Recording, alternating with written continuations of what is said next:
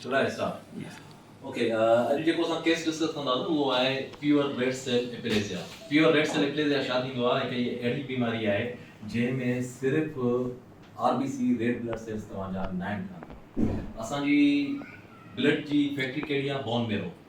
Bone marrow मां असांजा platelets बि ठहंदा आहिनि जेके रत खे रोकींदा आहिनि, ऐं असांजा WBC बि ठहंदा आहिनि, वाइट ब्लड सेल जेके चइबो आहे, जेके इन्फेक्शन सां विढ़ंदा आहिनि, ऐं टियों असांजा ठहंदा आहिनि ॻाढ़ा जुज़ा जेके आरबीसी चइबो आहे।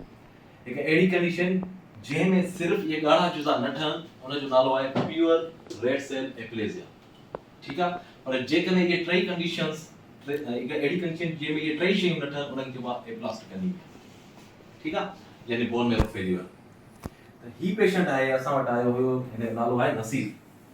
ठीकु आहे, जॾहिं फर्स्ट टाइम वरी क्लिनिक ते आयो हुयो, हिन कंडीशन में आयो हुयो। Look, my general patient can update us. At that time, I was suspecting that he may be having thalassemia. जॾहिं का हिस्ट्री वरिती त हिस्ट्री हिननि इहा ॾिनी त हर 2 महीने 1.5 महीने हिनखे रत चढ़ंदी आहे ऐं गुज़िरियल 8-10 सालनि खां, शायदि इन खां वधीक टाइम खां। उन खां बाद में हिन जी टेस्ट कराई हुई हिकिड़ी electrophoresis, that was completely normal.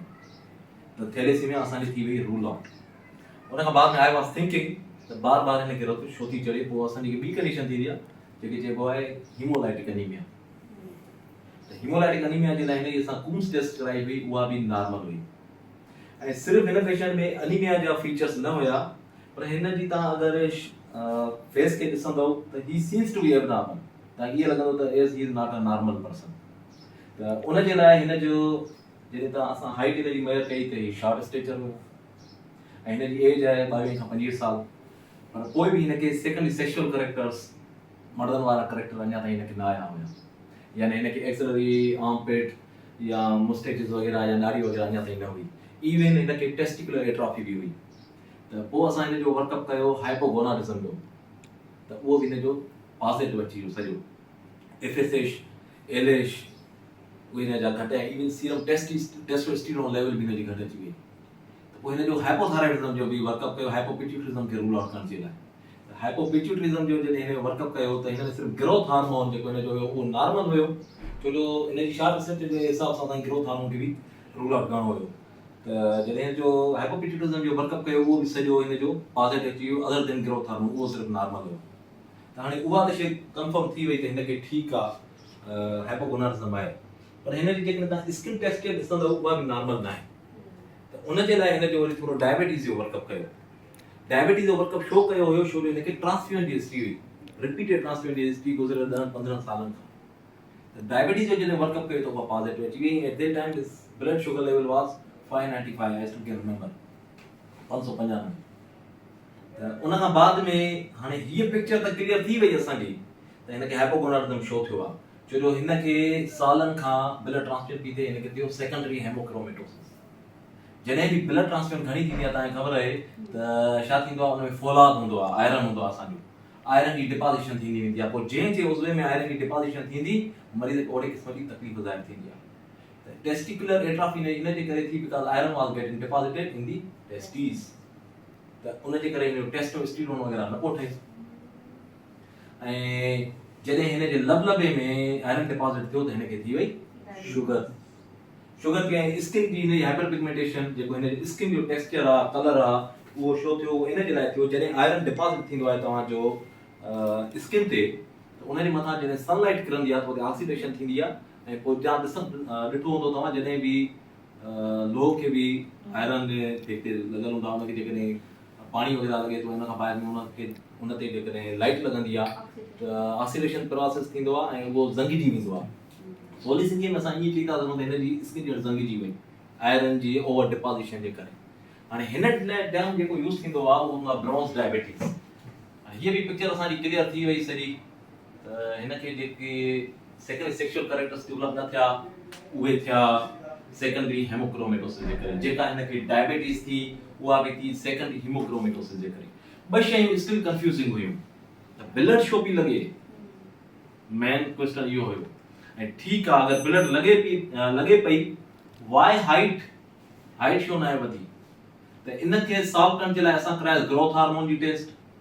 जेकॾहिं ग्रोथ हार्मोन घटि अचे हा त पोइ असां सस्पेक्ट कयूं हा त ठीक है जेका हिन जी हाइट जो मसलो आहे वो सॼो हाइपोपिट्यूटिज्म जे करे आहे ठीक आहे पर हिन जी हाणे ग्रोथ हार्मोन नॉर्मल अची वई त पोइ हिन जी हाइट छो ईअं वो आखिरी जेको ऑप्शन असां वटि बचे पियो उहो हुयो बोन मेरो बायोप्सी त इहा जेका आरबीसी जो जेको मसलो आहे उहो बोन मेरो जो न आहे पंहिंजो त पोइ असां हिन जी करे बोन मेरो बायोप्सी जंहिंमें प्योर रेड सेल एप्लेजिया आई यानी एराथ्रोपायोसिस जेको प्रोसेस आहे आरबीसी जो उहो थिए ई न पियो while there was selective production of WBC and platelets सिर्फ आरबीसी इन जो खत्म हो त हाणे जॾहिं प्योर रेड सेल एप्लेजिया अची वई त प्योर रेड सेल एप्लेजिया जा ॿ टाइप्स ईंदा हिकिड़ो हूंदो आहे प्राइमरी ऐं ॿियो हूंदो आहे secondary primary pure red cell aplasia जो जेको नालो आहे उहो आहे डायमंड ब्लैक फैन सिंड्रोम अच्छा हाणे हिन शइ खे सम्झणो आहे डायमंड ब्लैक फैन सिंड्रोम छा आहे डायमंड ब्लैक फैन सिंड्रोम में 50% phenotypic features present होना and 50% न भी होना हाणे वो phenotypic features केड़ा short stature is common in them या जेका नंढी हाइट आ या उन में कॉमन हूंदी आ ऐं 20% में cleft palate भी हूंदो आ बाय बर्थ खां ऐं ॿियो उन जा जेके आउंठा हूंदा आहिनि उहे नंढड़ा हूंदा हाणे जेकॾहिं इहे टई शयूं मौजूद आहिनि या इन मां का बि हिकु शइ मौजूद आहे त पोइ हिन जो जेको नालो आहे उहो आहे डायमंड ब्लैक फैन सिंड्रोम पर जेकॾहिं इन मां सिर्फ को इन फिनोटाइप फीचर्स न आहे प्रेजेंट जस्ट अनीमिया प्रेजेंट आहे ऐं उहा हिस्ट्री आहे पोइ इन नालो आहे डायमंड ब्लैक फैन अनीमिया हाणे असांजे पेशेंट में जेको आहे सिर्फ शॉर्ट स्टेचर आहे ॿियो कुझु बि न त हिन जो नालो असां रखंदा डायमंड ब्लैक फैन सिंड्रोम पर जेकॾहिं उहो ॿ फीचर्स हुजनि त रेंज साॻी ॻाल्हि हुजे पर जेकॾहिं हिन जी हाइट नॉर्मल हुजे पोइ हिन नालो हुजे just Diamond Blackfan anaemia or primary pure red cell aplasia ठीक आहे अच्छा हाणे सेकेंडरी जेके काजेस आहिनि प्योर रेड सेल एप्लेजिया जा उन्हनि खे कीअं रूल आउट कजे उन में हिस्ट्री वठी बि आहे कॾहिं नंढपण में को बुखार वग़ैरह त न थियो जंहिंमें पर्वो वायरस हूंदो आहे तव्हांजो या ऑटोइम्यून काजेस हे जेके तव्हांखे लॉन्ग केस लगे त ऑटोइम्यून जे लाइ तव्हां हिन में जेके बि कनेक्टिव डिसऑर्डर जा फीचर उहे सभु तव्हां ॾिसंदव ओरल अल्सर्स ॾिसंदव एलोपेशिया ॾिसंदव ऐं मेला रेश ॾिसंदव पेशेंट खे ऐं बॉडी ते जेके ॿिए रेशिस ईंदा आहिनि उहे सभु तव्हां ॾिसंदव ऐं टेस्ट जेका सेकेंडरी काज़ेस जी थींदी उहा थींदी accordingly if you are suspecting autoimmune cause go for an if you are suspecting thymoma go for CT chest if you are suspecting parvovirus go for antibodies against parvovirus IgM and IgG and if you are suspecting another cause drugs take trafficking ठीक है हाणे अचूं था treatment हाणे हिन patient जो treatment कीअं थींदो हे आहे असां कॉम्प्लिकेटेड केस हे just Diamond Blackfan syndrome न आहे हे आहे कॉम्प्लिकेटेड केस पहिरीं असांखे छा करणु खपे पहिरीं त असांखे हीमोक्रोमेटोसिस जेको सेकेंड हीमोक्रोमेटोसिस थियो आहे उन सॼे आयरन खे बॉडी मां कढणो आहे कीअं कढंदासीं ॿ तरीक़ा या त तव्हां बार ब्लड कढो पेशेंट ठीक आहे या तव्हां आयरन खे चीलिएट कयो आयरन खे ॿाहिरि कढंदा आहियो हिन पेशेंट जी असां ब्लड नथा कढी सघूं because already he is having anaemia त केर अॼु खां पोइ तव्हां सवाल पुछे त उहो हीमोक्रोमेटोसिस जो कहिड़ो टाइप आहे जंहिंमें विनिसेक्शन न आहे कबी त उहो हे टाइप आहे ठीक है हिन में जेके तव्हां विनिसेक्शन कंदव अगेन पेशेंट विल डेवलप एनीमिया वरी तव्हांखे नीड पवंदी न अचे त पोइ हाणे जेके तव्हां ॿाहिरां जेके तव्हां ब्लड था ॾियो त आयरन चीलेटिंग एजेंट्स रखंदव डेफेरोक्सामिन रखंदव या डेसाफ्रोक्स रखंदव कहिड़ो रखणु खपे इहो डिपेंड थो करे पेशेंट जी क्लिनिकल प्रेजेंटेशन ते डेफेरोक्सामिन तॾहिं रखबो आहे जॾहिं हार्ट जी इन्वॉल्वमेंट हुजे जेकॾहिं हार्ट जी इन्वॉल्वमेंट न आहे त उन ते रखबो आहे डेसाफ्रोक्स ठीक है समझ में अची हार्ट इन्वॉल्वमेंट ना है त हां डेसाफ्रोक्स पोइ जेकॾहिं तव्हांजे हार्ट जी इन्वॉल्वमेंट आहे त उन आईवी रखंदव उहो आहे डेफेरोक्सामिन ठीक है त हिन पेशेंट जी हार्ट इन्वॉल्वमेंट न आहे पर असां स्क्रीन अञा ताईं न आहे कयो स्क्रीन कीअं कबो कार्डियक एमआरआई कराइबो कार्डियक एमआरआई कराइबो उन में तव्हांजी थिकनेस वगैरह ॾिसंदा तव्हां ॿुधाईंदा त thickness is there उन वक्त वो असां हिन में आयरन चीलेटिंग एजेंट भी डेफेरोक्सामिन रखंदासीं ठीक आहे हाणे हिन वक्त जेको मेन मकसद आहे ॿ मकसद आहिनि हिकिड़ो इहो आहे त हिन जी हाइपोथायराइडिज्म खे करेक्ट करणो आहे ॿियो इहो आहे त हिन जी डायबिटीज़ खे कंट्रोल करणो आहे टियों इहो आहे त हिन जे आयरन खे ॿाहिरि कढंदा वञो। आयरन खे ॿाहिरि छो कढंदा वञो त हिन वक़्तु उन नुक़सान ॾिनो आहे सिर्फ़ु डायबिटीज़ कराए ऐं ॿियो हाइपोगोनाइडिज्म वारो जेका पिक्चर क्रिएट कई पर जॉइंट्स अञा ताईं बचा पिया आहिनि। कॾहिं बि जॉइंट्स में वञी जेकॾहिं आयरन डिपॉज़िट थियो त आर्थराइटिस कराए छॾी। हार्ट अञा ताईं बची पई आहे, जेकॾहिं हे हार्ट में वञी करे डिपॉज़िट थियो त हार्ट फेलियर कराए छॾींदो, कार्डियोमायोपैथी जेके चइबो आहे। ठीकु आहे, त हिन टे असांजे प्रोसीजर्स थी विया। पर प्राइमरी काज़ कहिड़ो आहे? प्राइमरी काज़ आहे प्योर रेड सेल एप्लेज़िया। त हाणे प्योर रेड सेल एप्लेज़िया खे कीअं ट्रीट कयूं त जीअं बार-बार ब्लड जी ज़रूरत न पवे।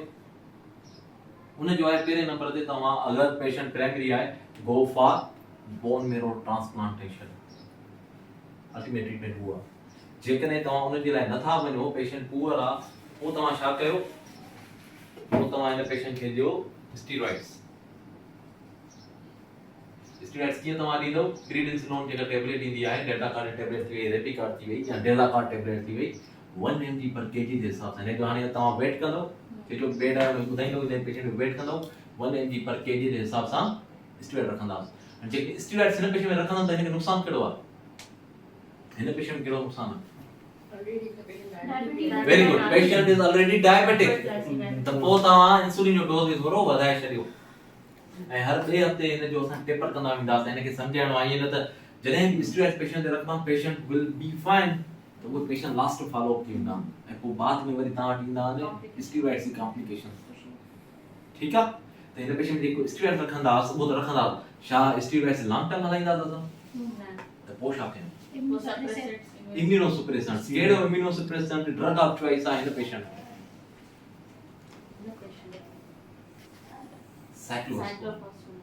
साइक्लोस्पोरिन। हाणे साइक्लोस्पोरिन मां हिन पेशेंट ते रखंदसि त उन जे लाइ हिन खे काउंसलिंग कहिड़ी कंदसि? बुर्श बार-बार करे, राति जो मानी खाई करे उन खां बाद बुर्श करे पोइ सुम्हणो, मतिलबु जॾहिं सुम्हंदो त का शइ खाइणी न आहे। ओरल हाइजीन मेंटेन रखणी आहे, छो जो जिंजर ऑयल हाइपरप्लेजिया थी। ठीकु आहे, ऐं ॿियो ॿी कहिड़ी हिन खे मां उहो कंदसि काउंसलिंग में? ॿियो छा ॿुधाईंदसि? ट्रेमर्स, जेकॾहिं हथ लॻंदी आहे त पोइ जल्दी अचणो आहे मुंहिंजो। ठीकु आहे, साइक्लोस्पोरिन रखंदो। पर जेकॾहिं साइक्लोस्पोरिन ते पेशेंट रिस्पॉन्ड न कयो आहे त पोइ छा कंदो? ठीकु आहे, तव्हां रखी छॾियो। 2 महीने खां पोइ पेशेंट आयो, डॉक्टर साहब ब्लड त उअं ई थी लॻे, तव्हां दवा बि तव्हांजी हलाई, हाणे छा कजे? इन खे पहिरीं तव्हां लेबल कंदव रेजिस्टेंट प्योर रेड सेल एप्लेज़िया। पोइ उन जे लाइ तव्हां रखंदव ॿियो हिकिड़ो एजेंट, साइक्लो खे बंदि करे एज़ाथोप्यूराइड या माइकोफिनोलेट मोफिटिल। अगर फर्स्ट ड्रग ते रेस्पॉन्स हो करे त लाबी करे छॾी। हां, रेजिस्टेंट थी वियो न, रेजिस्टेंट थी वियो। पर 2 महीने खां बाद में वरी तव्हां वटि पेशेंट आयो, डॉक्टर साहब जेका तव्हां ॿी दवा रखी उन ते मूंखे रेस्पॉन्स न आयो आहे, हाणे छा लेबल कंदो? Refractory resistant. हाणे उन जे लाइ कहिड़ी ड्रग्स आहिनि? 3 ऑप्शंस। हिकिड़ो तव्हां वटि अची वियो अलेंटिज़्यूमेब, ॿियो तव्हां वटि अची वियो रिटक्सीमेब, टियों तव्हां वटि अची वियो साइक्लोफॉस्फेमाइड। ठीकु आहे, हाणे रिटक्सीमेब बेस्ट ड्रग आहे, मां तव्हां ॾेई था सघो, पर उनखे ॾियण खां अवल these are the biological agents other than cyclophosphamide। उनखे ॾियण खां अवल तव्हांखे हेपाटाइटिस बी, हेपाटाइटिस सी ऐं ट्यूबरक्लोसिस जो वर्त करणो आहे पेशेंट में। ठीकु आहे, ऐं उन खां बाद में हिन पेशेंट खे एक्सरसाइज़िस बि कुझु कराइणियूं, छो जो हिन वक़्तु हिन जी हाइट छा वधंदी जेके मां इहे सभु दवाऊं रखां त? वाई? 22 एज आहे। इन जो रीज़न छा आहे? रेशनल छा आहे? एपिफाइसिस जेके हिन जा क्लोज थी विया आहिनि। पर जेकॾहिं हिन जा एपिफाइसिस क्लोज न हुजनि हा ऐं जेकॾहिं मां हिन जो ट्रीटमेंट रखां त छा हिन जी हाइट वधे हा, पर छा नॉर्मल वांगुरु वधे हा या एॾी ख़ासि न वधे हा? नॉर्मल वांगुरु वधे न वधे हा, छो जो स्टीरॉइड्स पाण एपिफाइसिस खे बि स्ट्रेस त हलंदा आहिनि न पेशेंट खे, वधे हा पर उन लेवल जी न वधंदी। त मतिलबु हाणे हिन पेशेंट जो अगरि तव्हां खां प्रोग्नोसिस पुछंदो त उहो तव्हां कीअं ॿुधाईंदो? Not good. Good in the sense, good in the sense that his life expectancy will be increased. Bad in the sense secondary sexual characters इतना खास नहीं था। Quality of life is quality of life जेका है उन्हें जो हुआ disturb थी चुकी है। And why he is looking like this? ताकि लगा दोनों एजेंट mentally retarded भी आप what is reason behind this? This is a psychological impact. जेकॾहिं मेल पेशेंट हुजे उनखे सेकेंडरी सेक्सुअल कैरेक्टर्स न अचनि, ठीकु आहे, ऐं हुनजी एज बि वधीक हुजे ऐं उन खां बाद में अॼु ॾींहं ताईं हुनजी बीमारी डायग्नोस न थी हुजे, त बीमारी जो जेको बर्डन आहे उहो साइकोलॉजिकल इम्पैक्ट विझंदो आहे। त हिन पेशेंट जो जेके केरु मूंखां पुछंदो त मां हुनखे इहो ॿुधाईंदुमि, sir I would like to treat this patient not only with the clinical picture with which the patient is presented along with primary cause but along with the psychotherapy in my this patient. त उहो सभु हिनजी multi disciplinary approach उहो हिकिड़ो doctor हिनखे न ॾिसंदो। त हाणे असां ट्रीटमेंट हिन छा कंदा, डिफेरोक्सामिन जेका तव्हां लिखी ॾींदव, डेफासरॉक्स नाले सां ईंदी आहे टेबलेट, डेफासरॉक्स या तव्हां लिखंदव डेफासरॉक्स टेबलेट, ओरल में देते ये टेबलेट आहे डेफासरॉक्स 500 मिलीग्राम ओडी रखंदव या 250 मिलीग्राम बीडी रखंदव। हाणे हे थियो आयरन जो सॼो कमु, ठीकु आहे। ॿियो असां डायबिटीज़ लाइ तव्हां हिन पेशेंट ते रखंदव इंसुलिन, ठीकु आहे। ओरल मेडिसिन जेकॾहिं असां ॾींदासीं त हे खाई न सघंदो, डिस्टर्ब लॻो पियो आहे, ऐं ॿियो एतिरो ख़ासि कंट्रोल में ईंदो बि न, because we are giving steroids to this patient, ठीकु आहे। त हिन पेशेंट खे तव्हां 1 mg 0.5 यूनिट पर केजी जे हिसाब सां या 0.7 करे छॾियो, छो असां स्टेरॉइड्स विझायूं था, 0.7 यूनिट पर केजी जे हिसाब सां इंसुलिन ट्रीटमेंट तूं ठाहे ॾियणु ॾियो, इंसुलिन बि रखंदेसि, ठीकु आहे। 70-30 इंसुलिन रखी छॾेसि, ऐं भले 10 mg में इम्पोली टेबलेट बि रखी छॾियां। इम्पोली मां छो थो इंट्रेस्ट वठां हिन पेशेंट में, इम्पोली छा आहे, SGLT2 इनहिबिटर आहे जेको ग्लाइकोसूरिया कराएगा, यूरिन वसीले पेशाब वसीले ग्लूकोस खे ॿाहिरि कढंदो आहे। त why I am interested for that agent in this patient, because of 2 reasons. हिकु त स्टेरॉइड्स हलाया आहिनि, उहे त तव्हांजी ग्लूकोस लेवल वधाईंदा वेंदा। ॿियो इहो त समवॉट कार्डियक खे बि थोरो घणो प्रोटेक्शन मिलंदो रहंदो, ऐं ॿियो रीनल खे बि प्रोटेक्शन मिलंदो रहंदो। त इम्पोली टेबलेट बि रखी छॾिजांसि, उहा रखिजांसि विच में मंझंदि जी मानीअ सां, ठीकु आहे।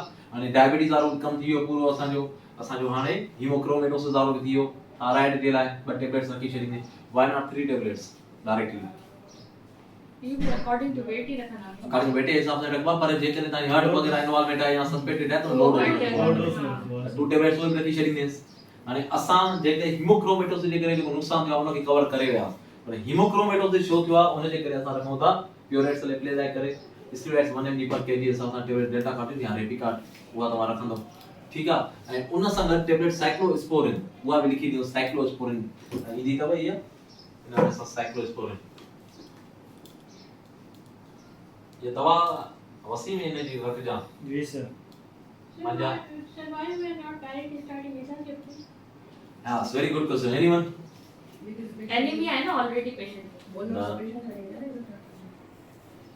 She is very right. Why you are not giving a immuno suppressant agent or steroid sparing agent directly? Reason क्या है? Because they have got delayed effect. डेढ़ महीने 2 महीने का पोइ असर ॾेखारींदा। हिकिड़ो पेशेंट मूं वटि अचे थो आर्थराइटिस सां, जेकॾहिं मां हुनखे डायरेक्ट मीथोट्रेक्सेट रखंदमि त हफ़्ते खां पोइ ईंदो, डॉक्टर साहब दवा त रखे थी, असर त थिए ई नथो। So steroids are given as a bridging therapy. In all autoimmune disorders, steroids are given as a bridging therapy other than pulse therapy. उन वक़्त असांजो मक़सदु हूंदो आहे त हिनखे पेशेंट की कंडीशन मां कढो।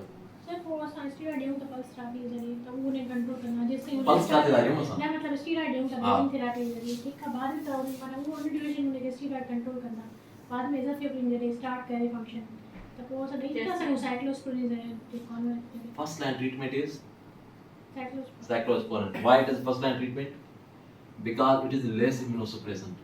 हिकु पेशेंट अॻु में प्योरेट सेल प्लेज आहे ऐं एज़ाथियोप्रिन जो पाण बि त साइड इफेक्ट आहे, इम्यूनोसुप्रेसेंट आहे, तंहिंजे करे पहिरियों जेके सेफेस्ट ऑप्शंस हुजनि उन तरफ़ वञो। जेकॾहिं तव्हांजे मां इन लॉजिक ते वञा त देन बेस्ट वन इज रेटक्सिमेब, डायरेक्ट उहा शुरू कयां। छा पेशेंट अफोर्ड करे सघंदो? न करे सघंदो। तंहिंजे करे नंढी दवा में जेतिरो फ़ाइदो आहे त पहिरियों उन खां वठो। जेको बि ट्रीटमेंट हूंदो आहे उहो डॉक्टर वाइज़ हिसाब सां हूंदो आहे। पहिरियों स्टेप उन ते सही आहे त ठीकु आहे, न त ॿियो स्टेप, न त टियों, आस्ते आस्ते मथे वञिबो आहे। डायरेक्ट जंप न कबो आहे। डायरेक्ट जेकॾहिं जंप कंदव त तव्हांखे नुक़सान कहिड़े रूप में पवंदो? हिकु त पेशेंट खे पवंदो, साइड इफेक्ट्स वधंदा। ॿियो कहिड़ो पवंदो? माली नुक़सान पेशेंट ते वधीक पवंदो। छा उहो पेशेंट हिकु दफ़ो हाणे तव्हां हिनखे रेटक्सिमेब लिखी ॾिनी, वञी पंहिंजी बकरियूं कपाए आया, ग़रीब वेठा त ईअं था कनि न, कंहिंखां उधार वरितऊं, हिकिड़ी सुई लॻारायूं, ॿी काॾा लॻाराईंदा? त असांखे सही तरीक़े सां मेडिसिन ॾियणी आहे न, प्रिस्क्राइब करण जो रूल बि इहो ई हूंदो आहे। त असां साइक्लोस्पोरिन ॾींदासीं, ठीकु आहे, स्टेरॉइड ॾींदा। हाणे स्टीरॉइड हिकिड़े साइड इफेक्ट खे त असां कंट्रोल कयूं था विद इंसुलिन ॿियो कहिड़ो साइड इफेक्ट आहे जेको इमीडिएट थींदो आहे हाइपरटेंशन बोन फ्रेजिलिटी इमीडिएट जेको थींदो आहे न उहो थींदो आहे तव्हांजी बोन फ्रेजिलिटी बोन फ्रैक्चर न bone fragility there is a difference त बोन फ्रेजिलिटी उन लाइ मां हिन पेशेंट खे छा ॾींदा विटामिन डी अच्छा सही है विटामिन टेंशन दी तो हां ठीक है टेबलेट ते च्यूकाल रखंदे आहियो कहिड़ी दवा रखंदे ॿी चुकाल सर टेबलेट च्यूकाल साइक्लोस्पोरिन सर 50 ओडी है 50 ओडी या 25 जीबीडी हाणे हेॾी त दवाऊं खाईंदो त गैस्ट्रिक अपसेट बि थी सघे बीपीआई बि हिकिड़ो रखी छॾींदुसि त ओमिप्राज़ोल में जेको तव्हां रखोसि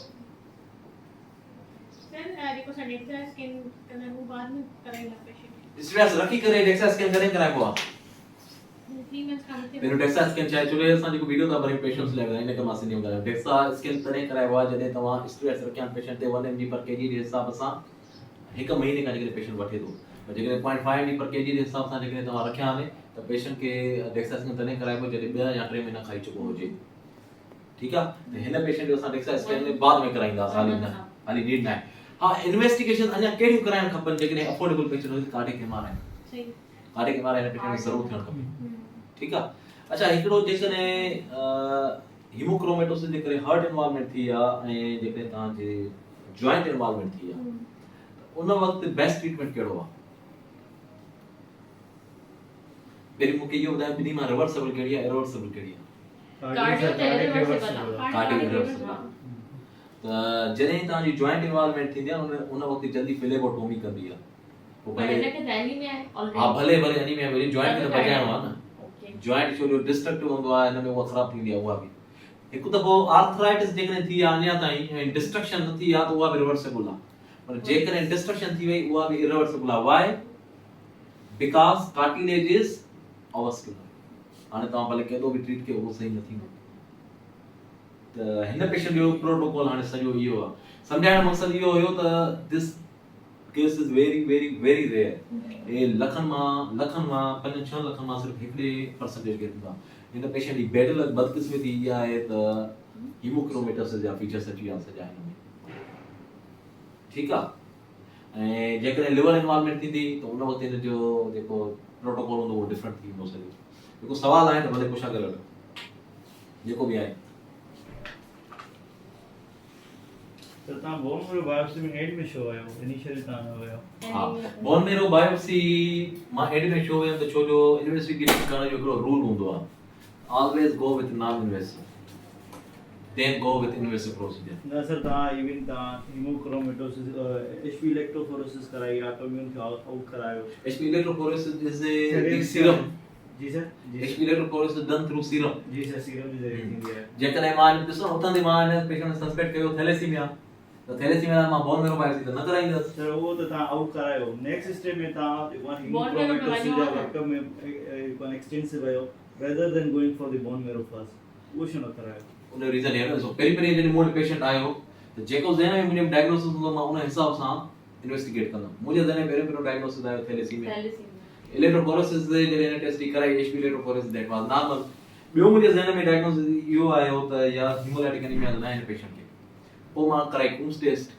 पोइ तव्हां बोन मेरो ते वञो त न पोइ वरी हिन जा ॿिए सेकेंडरी सेक्सुअल कैरेक्टर्स बि अथव यार मां चयो हे हिन खे छो थिया पिक्चर बि ठहे आहिस्ते पिक्चर बि ठहे आहिस्ते पोइ जॾहिं मां हिन जो हाइपोगोनाडिज्म जो वर्कअप करायो सॼो नॉर्मल जो मूंखे हाणे हितां हे जवाब त सॼो मिली वियो त हिन पेशेंट खे जेको मार्फोलॉजिकली मसलो थियो आहे उहो त हीमोक्रोमेटोसिस जे करे थियो आहे स्टिल आई वाज क्वेश्चनेबल कहिड़ो हुयो why blood is being given to this patient उन जे लाइ मूं वटि ॿियो को ऑप्शन पोइ बचे न पोइ त हाणे मां कीअं इन्वेस्टिगेट कयां उन लाइ मूं वटि हिकिड़ो ई ऑप्शन हो बोन मेरो बायोप्सी जॾहिं बोन मेरो बायोप्सी जे लाइ वियसि त उते मूंखे ख़बर पई प्योर रेड सेल एप्लेज़िया हिन पेशेंट खे अची वई त बाद में हिन जी हिस्ट्री प्रॉपर वधी त हिन खे 3 महीना खां थियो न मसलो जे नंढड़ो हुयो पोइ वरी मुंहिंजे ज़हन में अची वियो प्राइमरी आहे रेड सेल एप्लेज़िया हाणे प्राइमरी आहे त उन लाइ मारी मार्फोलॉजिकल फीचर्स ॿुधा शॉर्ट स्टेचर खां अलावा मूंखे कुझु बि न पियो मिले हे डायमंड ब्लैक फ्रेंड सिंड्रोम आहे एनीमिया हुन में मां डिफरेंस ॿुधाए छॾियो हाणे असां प्राइमरी खे बि ट्रीट कंदासीं सेकेंडरी खे बि ट्रीट कंदासीं सेकेंडरी मतिलबु जेको नुक़सान पियो कंदासीं ये कैंडिडेट है सर जो ट्रांसप्लांट भेजना बिल्कुल is candidate for the blood Stem bone cell. Transplantation और बोन ट्रांसप्लांटेशन थी नहीं पेशेंट में जो उन जे लाइ वेटिंग लिस्ट ते पेशेंट वी Donor कांट खपे. वेट असां स्टीराइड्स सां ॾिसी वठंदा स्टीराइड्स असांखे ऐं ॿियो असांखे तव्हांजी इम्यूनोसप्रेशन केतिरी हेल्प कनि था जेको सवाल तो प्रोग्नोसिस सुठी आहे न नरी प्रोग्नोसिस लाइफ एक्सपीरियंस जे हिसाब सां सुठी आहे बाकी वो quality quality of life is somewhat hampered